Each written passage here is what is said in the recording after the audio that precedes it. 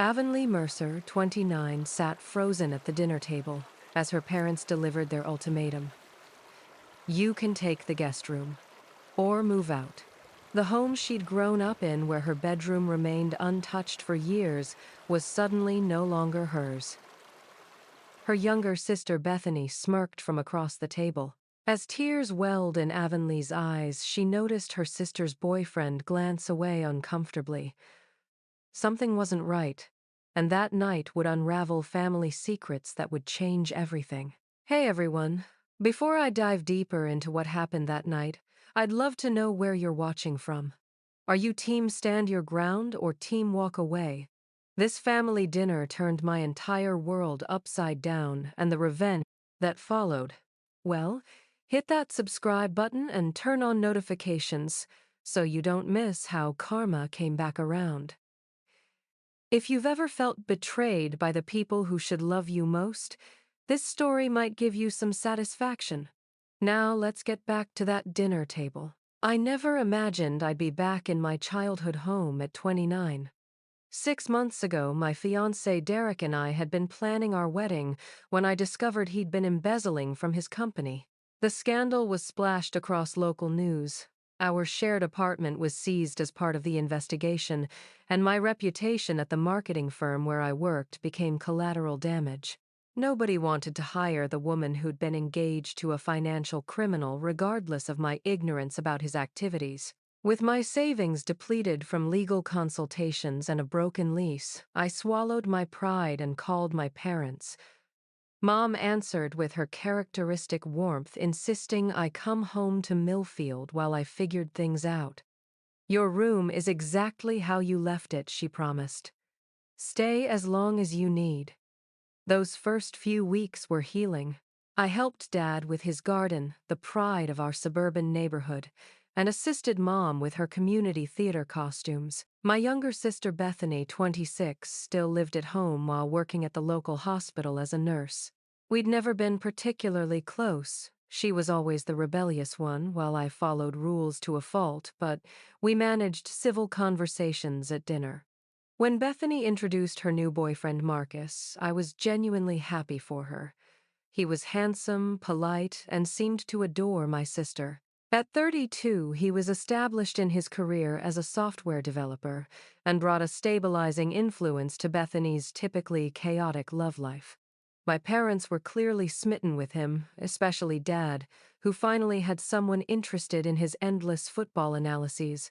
I spent my days job hunting and rebuilding my portfolio, trying to create distance from the Derek disaster. Each rejection email felt like another reminder of how one person's actions had derailed my carefully planned life. The bedroom that had once felt like a sanctuary now seemed like a prison of past mistakes. Things began to shift subtly about 3 months into my stay. I noticed whispered conversations that would stop when I entered rooms. Mom started asking casually about my plans, and Dad mentioned properties for rent in town with increasing frequency. Bethany and Marcus were suddenly having dinner with my parents when I was out at job interviews, and I'd returned to find them laughing together like a complete family unit.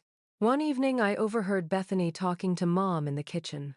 "She can't stay forever," my sister hissed. "Marcus and I need more space if we're going to take the next step." "I know, honey," Mom replied, her voice tinged with guilt. "Your father's talking to her this weekend." I retreated silently to my room, hurt but understanding. I was the adult child who had failed, returning home with my tail between my legs. Of course, my successful sister and her boyfriend deserved priority.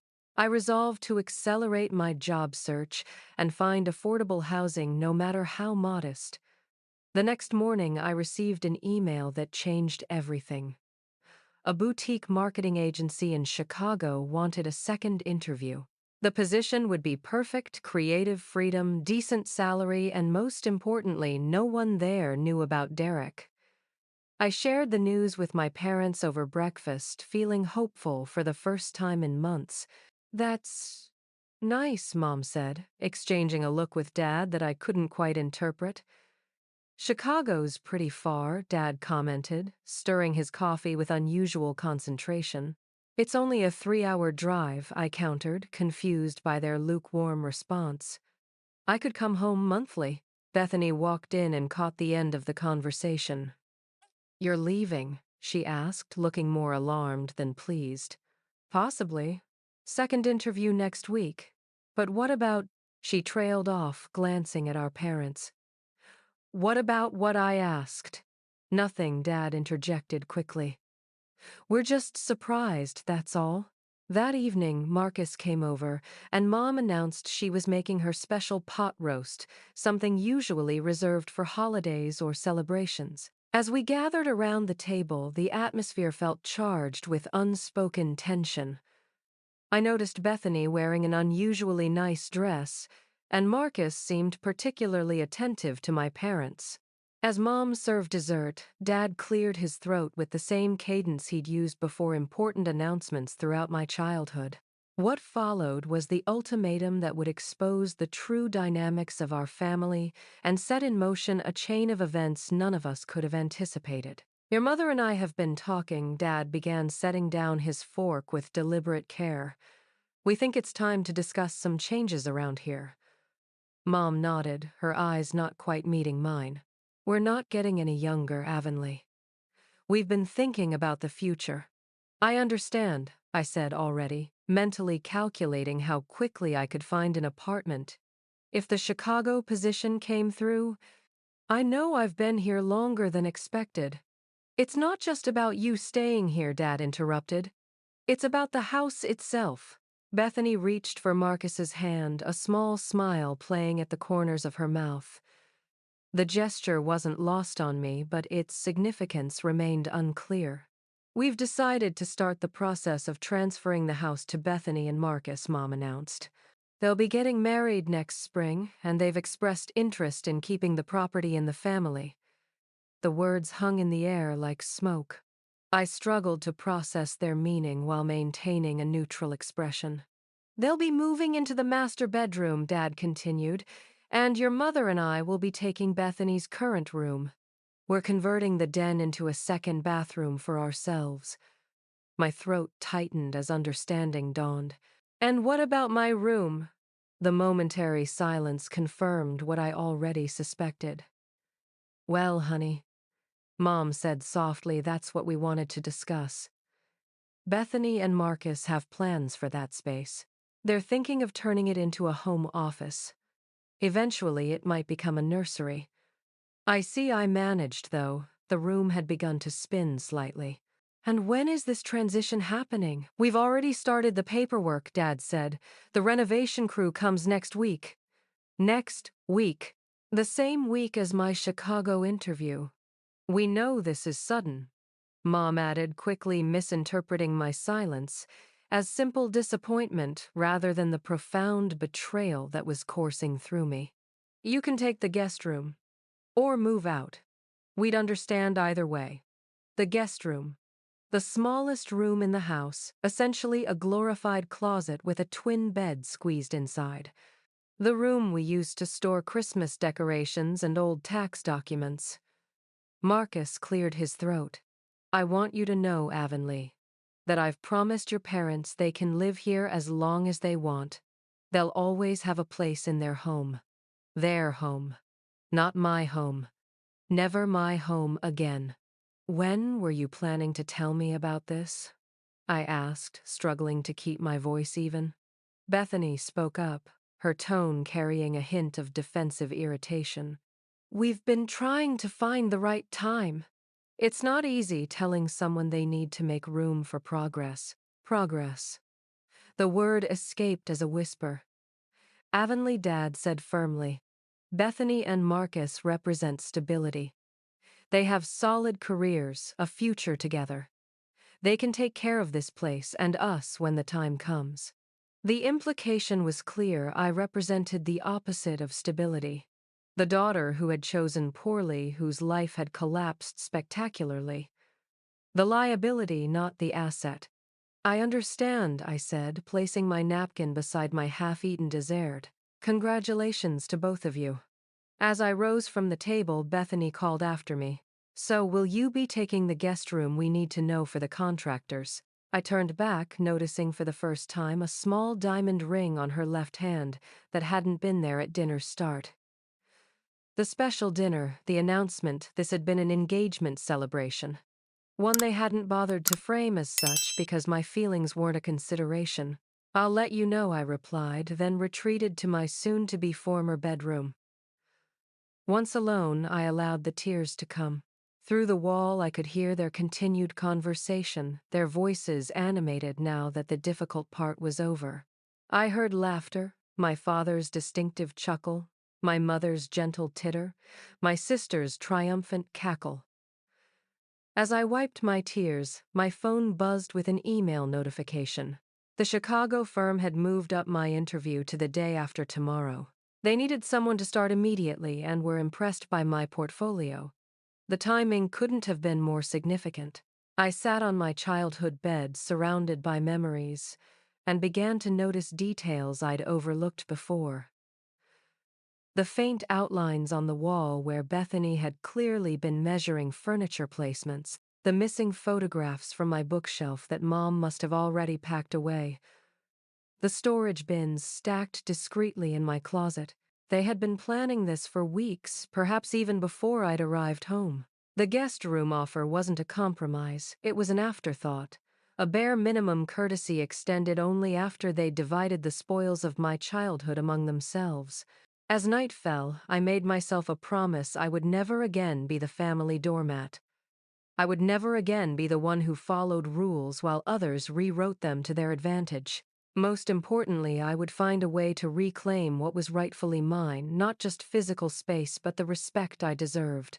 Before sleeping, I researched property law on my laptop. What I discovered would change everything, though I didn't yet know how completely it would transform not just my future, but the futures of everyone at that dinner table. The next morning, I left the house before anyone was awake. I needed time away from their smug faces and the suffocating weight of their betrayal. Millfield's small-town library opened at 8 a.m., and I was waiting at the door when the elderly librarian Mrs. Finch turned the key. Avonlea Mercer. Haven't seen you since you went off to college, she greeted me warmly. Back in town for a visit, something like that, I murmured, not wanting to explain my circumstances. I need to do some research. Would you mind if I used one of the computers? Of course, dear. Take as long as you need. I settled into a quiet corner with a stack of legal reference books and my laptop. My midnight research had given me a general understanding of property rights, but I needed specifics about family property transfers and inheritance laws in our state. 3 hours later, I sat back processing what I'd discovered. My grandfather, Dad's father, had left the house to both his sons when he died 20 years ago. My father and my Uncle James had inherited it jointly, but Uncle James had never wanted to live in our small town after college. According to public records, he had transferred his half of the ownership to my father with a special condition. The property was to be divided equally between all of Frank Mercer's children upon his death, or upon transfer to the next generation. I was Frank Mercer's child just as much as Bethany. The house was legally half mine. My phone buzzed with a text from Mom. "Where are you? Contractors are here, measuring rooms." I ignored it, continuing my research. The property transfer my parents had begun would be legally invalid without my signature. They couldn't give the entire house to Bethany and Marcus even if they wanted to, not without buying me out or getting me to sign away my inheritance rights. The next text came from Bethany Mom's, freaking out. "Where did you go? We need to know about the guest room." I turned my phone off completely and drove to the county records office. The clerk was reluctant to help at first, but when I explained I was researching my own family property rights, she relented and pulled the relevant documents. There it was, in black and white, grandfather's will, with the explicit inheritance clause, and Uncle James's transfer deed with the same stipulation clearly stated. I requested copies of everything, paid the fees, and tucked the documents into my bag. By mid-afternoon, I was sitting in a small legal office on the other side of town. The attorney, Patricia Winters, specialized in property law and had agreed to see me on short notice. Based on these documents, she said, after reviewing everything, your assessment is correct. Any transfer of the property requires your consent, and you're entitled to half its value if it's sold or transferred to the next generation. What about the renovations they're planning? I asked. That's trickier. As current residents and partial owners, they have certain rights to modify the property. But substantial changes that might affect its value would typically require consent from all parties with ownership interest. I nodded, processing this information. What's my best course of action? Patricia leaned back in her chair. That depends on what you want, Miss Mercer. Are you looking to block the transfer entirely? Negotiate a buyout? Or perhaps secure your own place in the home long term? I hadn't fully considered my endgame. The betrayal was still too fresh, the wound too raw. But as I sat in that office, watching afternoon light filter through Venetian blinds, clarity began to emerge. I want what's fair, I said finally. I want them to acknowledge my rights. And I want them to understand that family loyalty works both ways. Patricia nodded. Then I suggest we draft a formal letter outlining your legal position. Sometimes, simply demonstrating knowledge of your rights is enough to bring people to the negotiating table. When I returned to the house that evening, chaos greeted me. Furniture had been moved in the hallway, paint swatches covered one wall, and a contractor's toolbox sat prominently at the foot of the stairs. My bedroom door was open, the space already half dismantled. Mom rushed toward me. Where have you been? We've been trying to reach you all day. The contractors needed to know about the guest room furniture, so we went ahead, and I'm not taking the guest room, I interrupted calmly. What? But you need somewhere to stay. Until you... I'm not taking the guest room, I repeated, because I'm exercising my right as co-inheritor of this property. The confusion on her face would have been comical under different circumstances. What are you talking about, Dad? Appeared from the kitchen, wiping his hands on a dish towel. I'm talking about Grandfather Mercer's will and Uncle James's property transfer. I'm talking about the legal stipulation that this house belongs equally to both of Frank Mercer's children upon transfer to the next generation. The color drained from my father's face. Behind him, Bethany appeared in the doorway, Marcus hovering uncertainly behind her. You can't possibly, Dad began, but his voice trailed off. I removed the legal documents from my bag and placed them on the hallway table.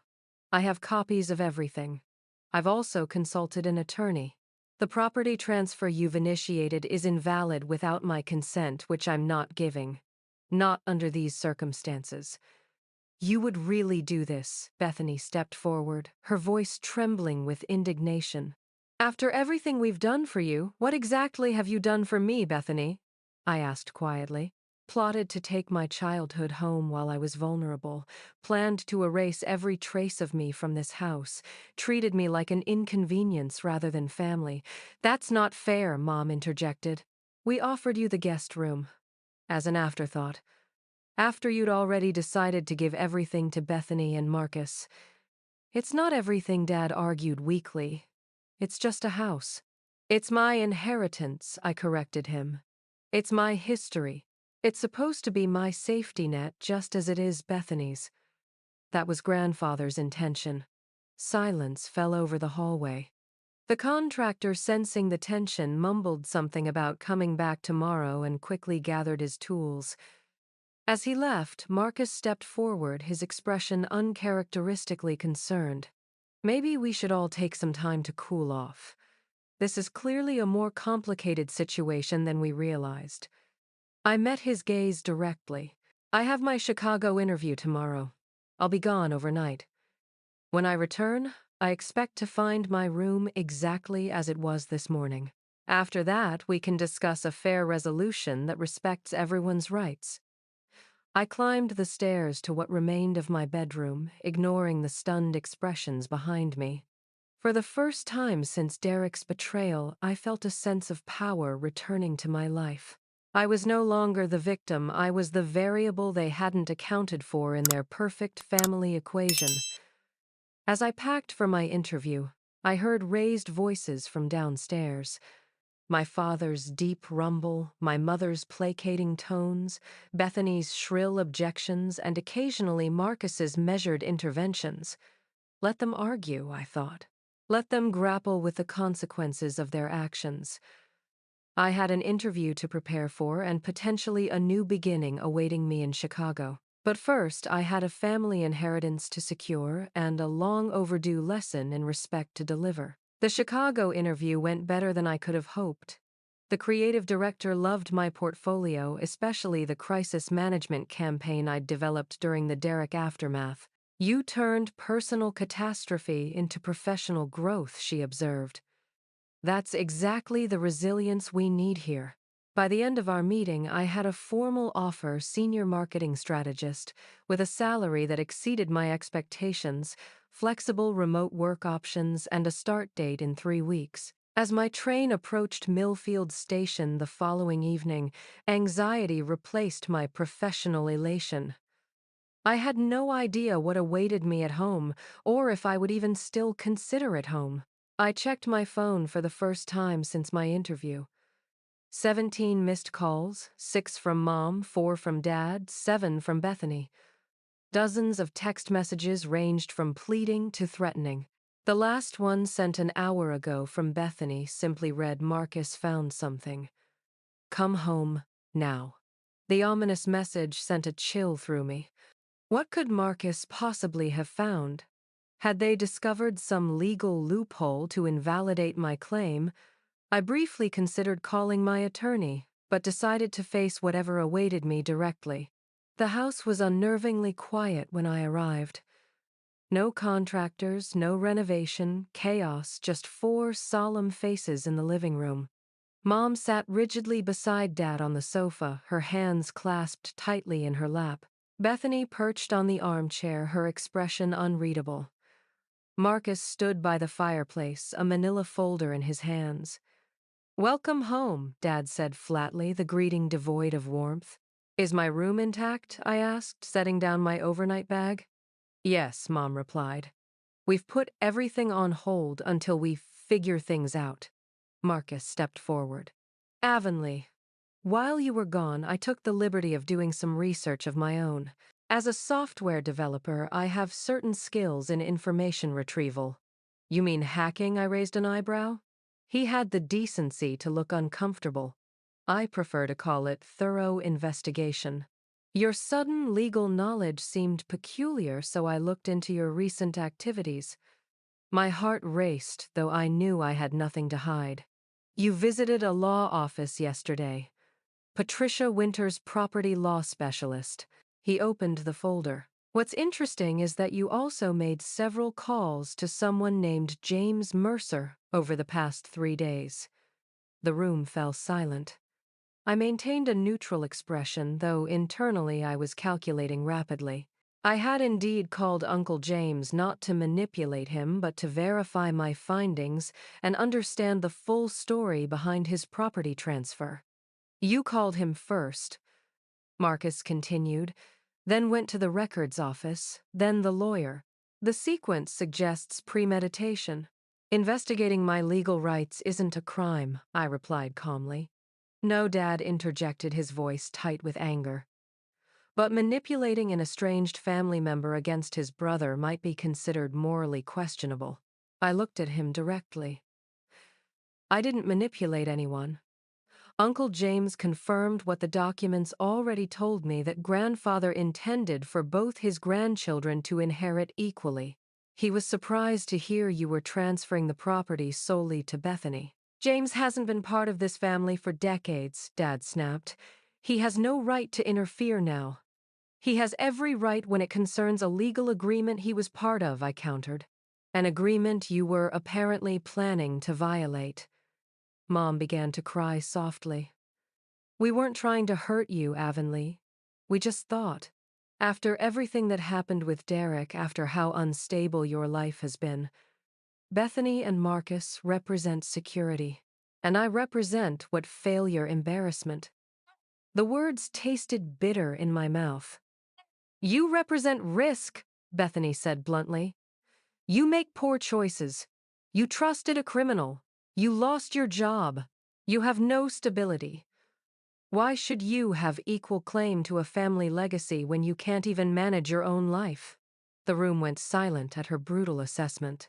For a moment I felt that familiar shame washing over me, the same shame that had driven me back to my childhood home months ago. I got a job offer today, I said quietly. Senior marketing strategist at Horizon Creative in Chicago. 6 figures. Benefits, career advancement opportunities. No one spoke, but I saw the surprise register on their faces. I made one mistake trusting Derek. One. Everything else that happened was a consequence of his actions, not mine. I lost my apartment, my reputation, and my job because of choices he made, not me. And when I was at my lowest, I came home believing this was the one place where I would always be valued. I looked at each of them in turn. Instead, I found that my family had already decided I was a lost cause, that my sister deserved my inheritance because she chose a better partner, that my parents thought so little of my potential they'd written me off completely. That's not true, Dad protested weakly. Isn't it? You didn't even tell me about the transfer until you'd already started the paperwork. You measured my room for furniture while I was still sleeping in it. You relegated me to the guest room as an afterthought. I turned to Marcus. What else did your thorough investigation uncover? He hesitated. I spoke with Uncle James myself this morning. This was unexpected, and he told me something interesting. Marcus glanced at my father. He said your grandfather added the equal inheritance clause specifically because he was concerned about favoritism. Dad shifted uncomfortably. Apparently, Marcus continued looking genuinely troubled. There was a pattern in the family of valuing sons over daughters, or in this case, perhaps one daughter over another. Your grandfather wanted to ensure equality regardless of circumstances. The revelation hung in the air like heavy smoke. I looked at my father, seeing him clearly for perhaps the first time. The pattern of subtle preference for Bethany suddenly crystallized in my memory. Better birthday presents, more attention at school events, more forgiveness for mistakes. Is that true, Dad? Was grandfather trying to prevent exactly this situation? His silence was confirmation enough. I called a family meeting tonight, Marcus said, closing his folder, because I believe we need to reconsider our approach. Bethany stared at him in disbelief. You can't be serious. We've already started.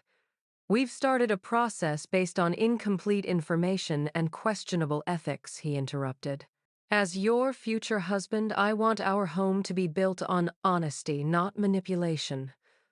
The word manipulation hit like a thunderclap. Bethany's face flushed crimson.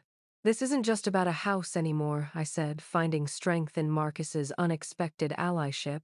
It's about recognizing that family means supporting each other through hardship, not exploiting vulnerability. I took a deep breath and laid out my proposal. I'll be moving to Chicago for my new position. I'm not interested in preventing you from living here or making changes to the house, but I want my legal right to half the property formally acknowledged. I want a written agreement that should the house ever be sold, the proceeds will be divided equally. And I want access to my childhood bedroom whenever I visit, not as a guest, but as a co-owner. That's reasonable, Marcus said before Bethany could object. It's my inheritance, I added. I earned it simply by being Frank Mercer's daughter, just as Bethany earned hers. No more, no less. Mom wiped her tears. I think we can work with that. Dad remained silent, his expression unreadable. Bethany stood abruptly. I need some air. She stormed out of the room, the front door slamming moments later. She'll come around, Marcus said, though he looked less certain than his words suggested. I think we all need time to process. As the tense meeting dispersed, I retreated to my bedroom, still intact as promised, though the atmosphere felt irrevocably changed.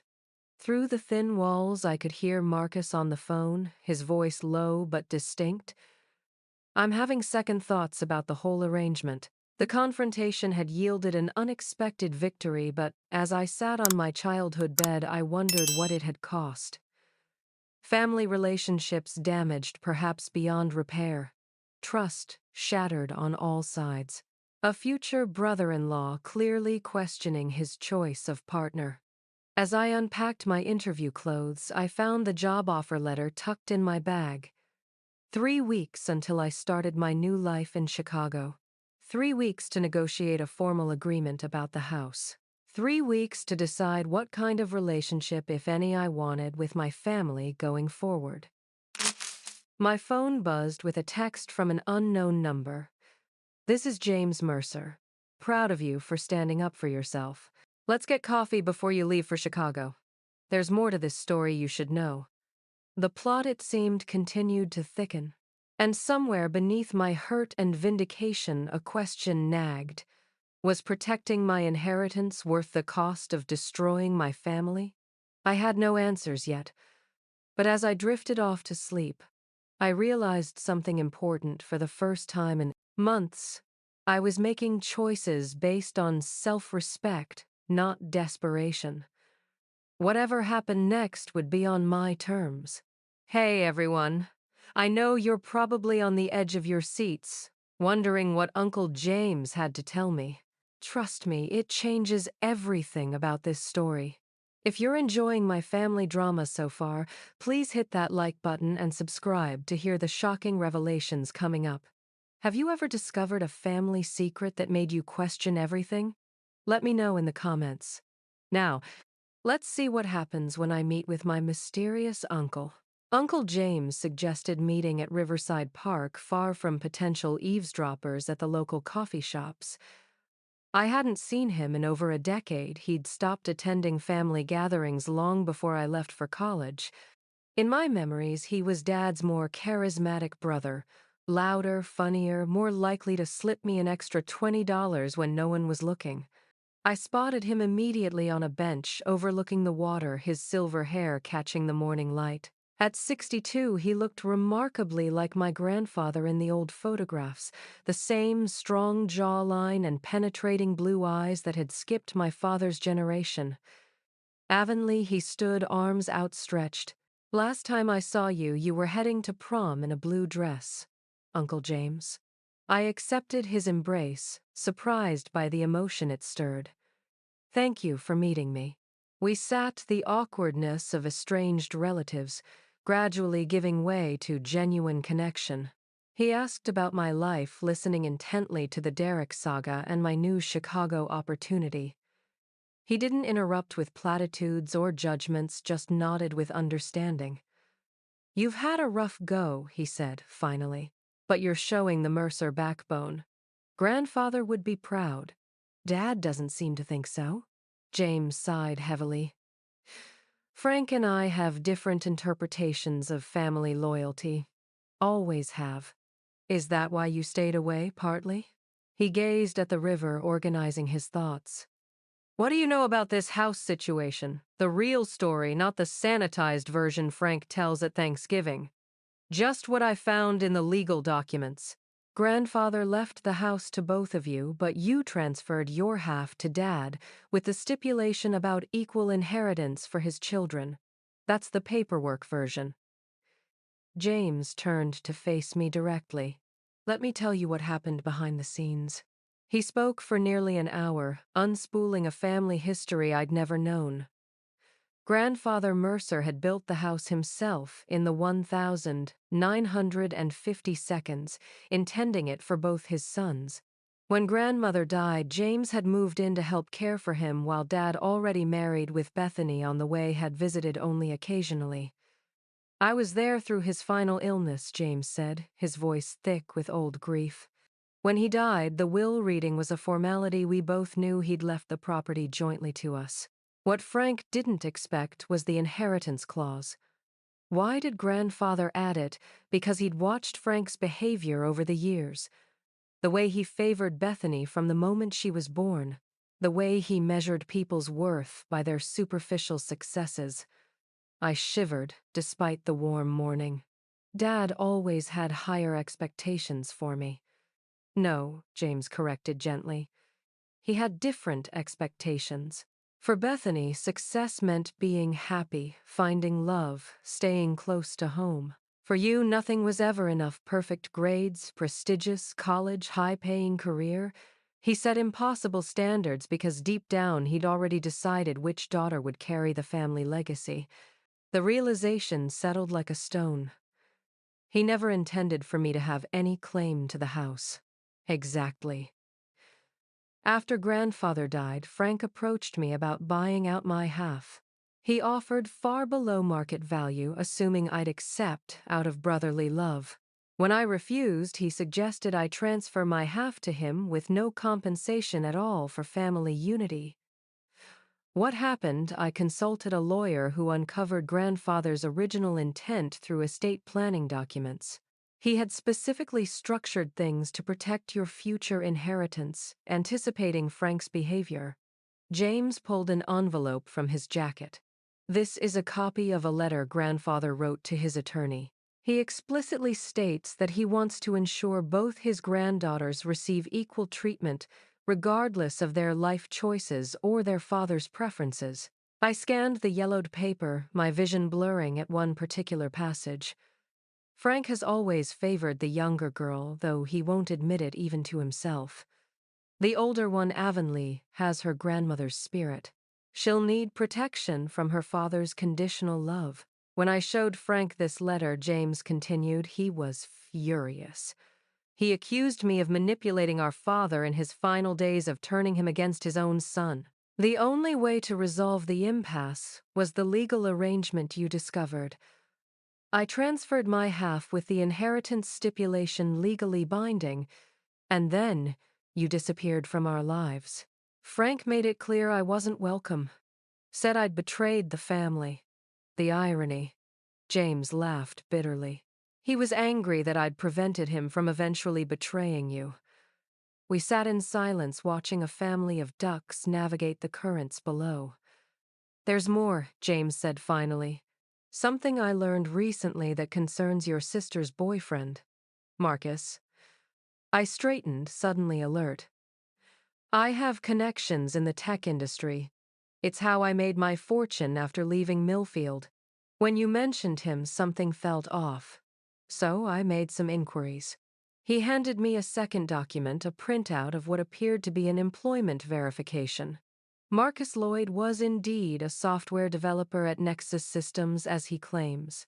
What he hasn't mentioned is that he was terminated 6 months ago for ethical violations.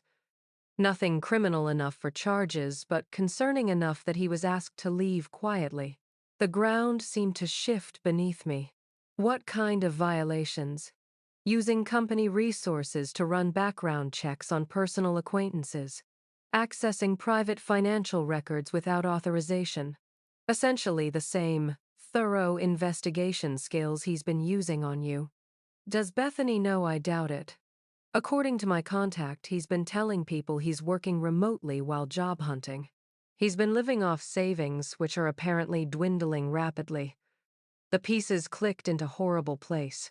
So his interest in the house transfer may not be entirely based on love for your sister, James confirmed grimly. He needs financial security. Your parents' house, half of which should rightfully be yours, represents that security. The betrayal felt both familiar and entirely new, another person I'd welcomed into my life harboring secret motives.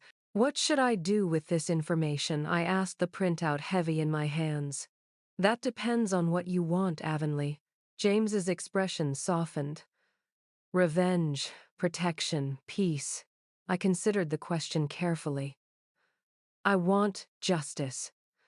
Not just for me, but for grandfather's wishes. and I want the truth to come to light whatever the consequences.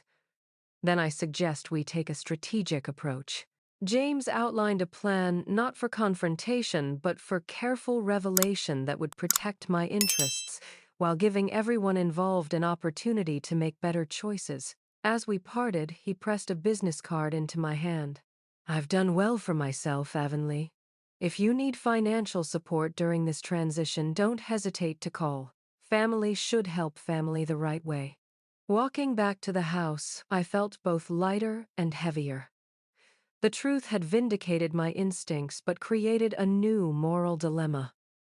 Marcus had deceived everyone, not just me. Exposing him would protect my family, but it would also hurt Bethany, who, despite her flaws, was still my sister. By the time I reached our driveway, I'd made my decision. Justice didn't have to mean destruction. Sometimes it meant creating an opportunity for everyone to choose better than they had before. I spent the next morning gathering evidence and preparing my approach. Uncle James emailed additional documentation about Marcus's employment history, including a confidential separation agreement that explicitly mentioned unauthorized access to personal data as the reason for termination. I also pulled together all the property documents, grandfather's letter and emails between Uncle James and my father from years ago that James had preserved. Around noon, I texted everyone, family meeting tonight at 7. Important information to share. Please be there. Then I drove to Chicago to sign my employment contract and arrange temporary housing, practical steps to secure my future, regardless of the evening's outcome. When I returned home, the atmosphere was tense. Mom had stress-baked 3 different desserts. Dad was uncharacteristically quiet, nursing a scotch in the living room. Bethany and Marcus arrived exactly at 7, her expression defiant, his carefully neutral. Thank you for coming. I began taking a position near the fireplace where I could see everyone. Before I start, I want to make something clear. My goal tonight isn't to hurt anyone. It's to ensure we all make decisions based on truth, not assumptions or deception. Marcus shifted uncomfortably. Bethany reached for his hand, misinterpreting his discomfort as solidarity. First, I've accepted the position in Chicago. I start in 3 weeks. I looked at my parents. I appreciate you giving me a place to stay when I needed it most. Despite our recent disagreements, that kindness mattered. Mom's expression softened slightly. Second, I've been in contact with Uncle James. Dad's head snapped up at this. He's shared some family history that I think is relevant to our current situation. I summarized what I'd learned about grandfather's intentions and Dad's long-standing favoritism. Rather than accusing, I presented it as context, the foundation for understanding why the inheritance clause existed in the first place. Dad, I said gently, did you know that grandfather specifically created that clause because he was worried about how you treated me compared to Bethany? His face flushed, but he didn't deny it. My father always thought he knew better than everyone else. Maybe he just knew you well, I suggested. The pattern has continued, hasn't it? When I was successful, you were proud to claim me. When I stumbled, you were quick to replace me with Bethany and Marcus in your vision of family legacy. That's not fair, Mom interjected. We love you both equally. Equal love doesn't always mean equal treatment, I replied. I don't doubt your love, Mom. But the decisions made about this house speak volumes about who was valued and who was dispensable. Bethany, surprisingly, had remained silent throughout this exchange. Her expression was troubled, her eyes darting between our father and me, as if seeing our dynamic for the first time. There's something else we need to discuss. I continued, turning my attention to Marcus. Something that affects all of our decisions about this property. His posture stiffened almost imperceptibly. Marcus, you presented yourself as a successful software developer currently employed at Nexus Systems. That's not entirely accurate, is it? The color drained from his face. I don't know what you're talking about. I placed the employment verification and separation agreement on the coffee table. You were terminated 6 months ago for ethical violations involving unauthorized access to personal data. You've been unemployed since then, living off savings while pretending to work remotely. Bethany's hand withdrew from his as if burned. What Marcus is this true? His silence was damning. You criticized me for poor judgment in my relationship, I said to my family, while welcoming someone with serious ethical issues into your planning without any verification. The house transfer would have given him significant financial security at a time when he desperately needs it. You're twisting this, Marcus finally spoke, his voice tight. My employment situation is temporary. I have prospects. Perhaps I acknowledged. But you deliberately concealed important information while investigating me and questioning my right to my inheritance. You positioned yourself as morally superior while hiding your own ethical lapses. The room fell silent. Dad stared at the documents on the table, his expression unreadable. Mom looked shell-shocked. Bethany's face had crumpled into confusion and hurt. I'm not here to humiliate anyone, I continued more gently. I'm here to reset our family dynamic on honest terms. So here's what I propose.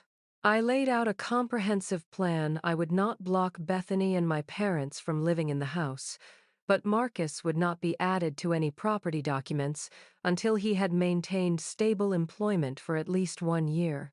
My legal right to half the property would be formally acknowledged with provisions for my occasional use of my childhood bedroom when visiting. If the house were ever sold, proceeds would be divided equally between Bethany and me.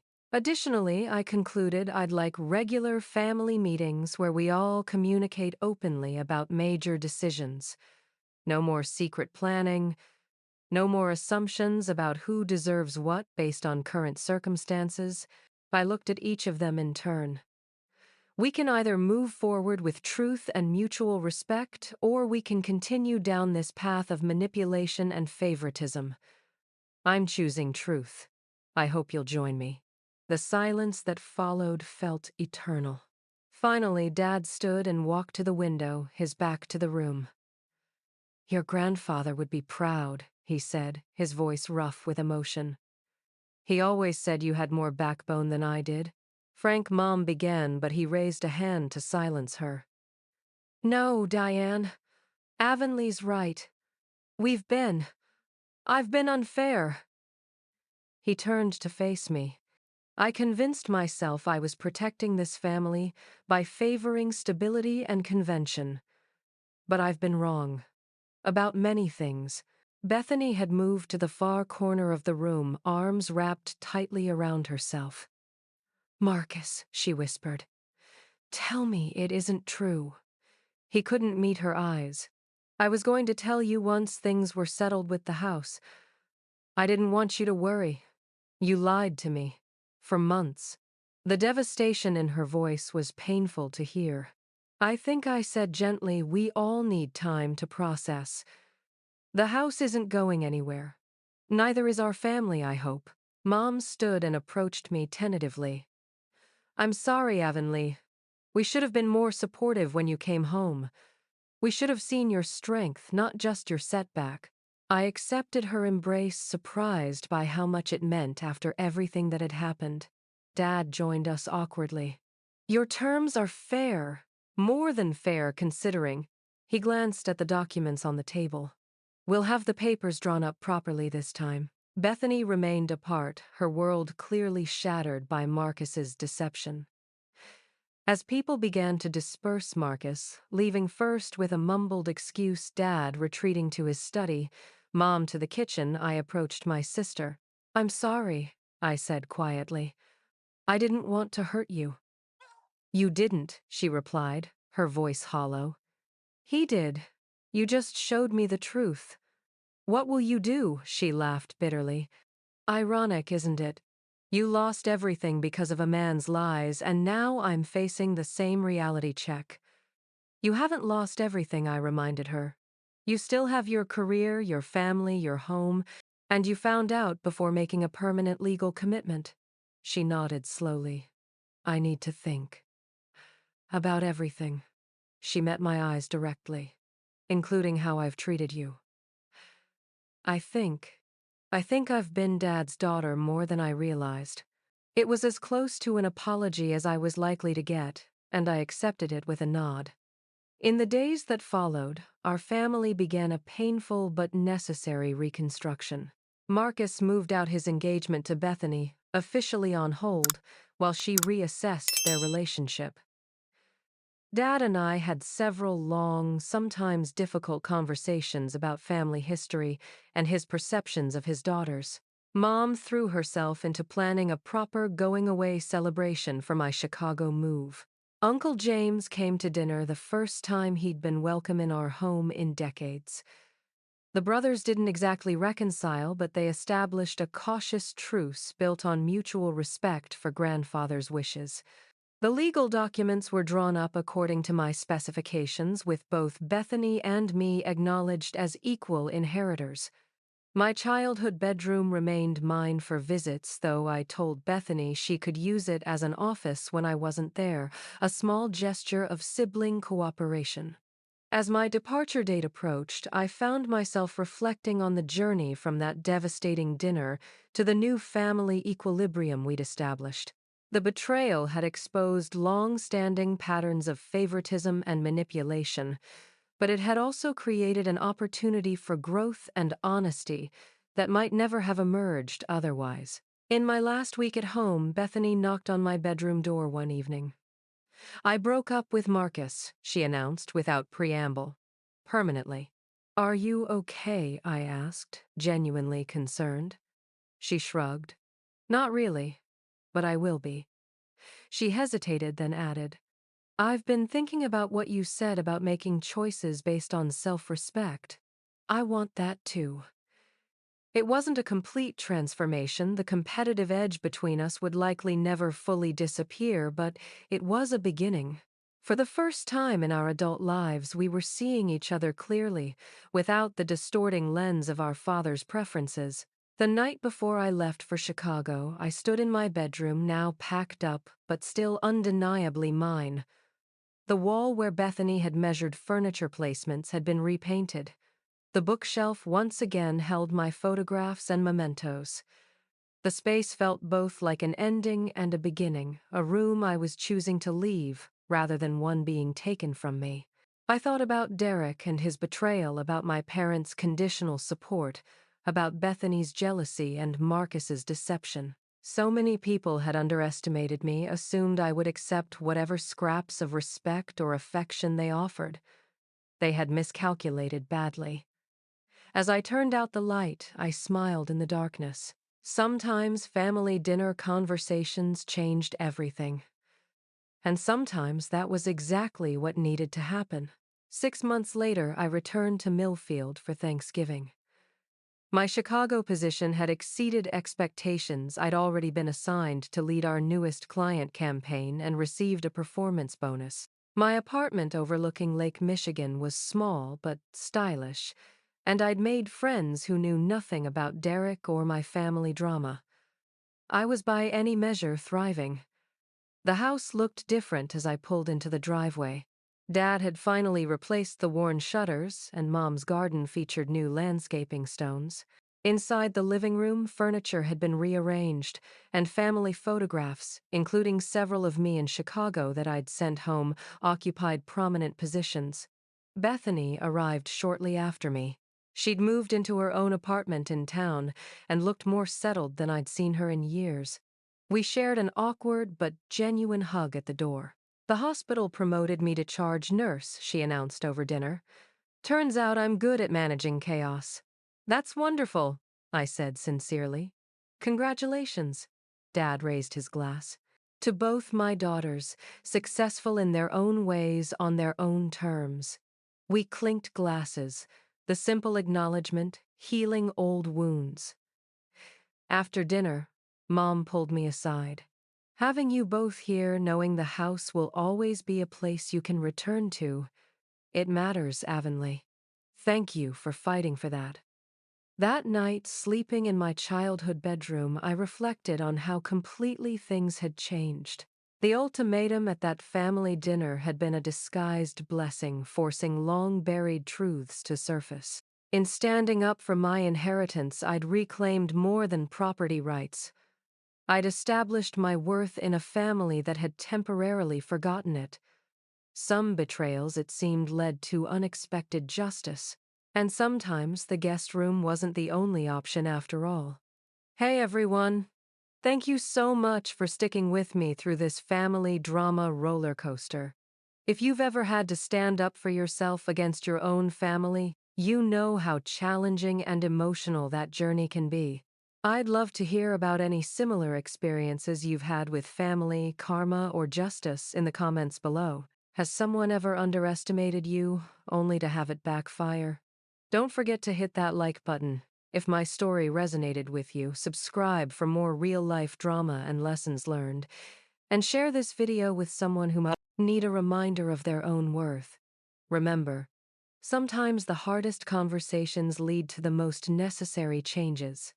Until next time, this is Avonlea signing off with much love and gratitude for your support.